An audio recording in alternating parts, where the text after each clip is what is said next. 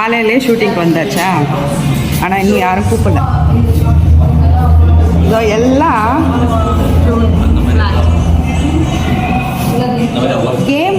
Game விளையாடிட்டு இருக்காங்க.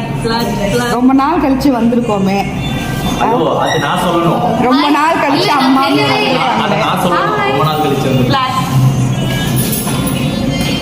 சரி நாங்கள் 3 பேரும் ரொம்ப நாள் கழிச்சு இங்கே உள்ள என்ட்ரி ஆயிருக்கோம்.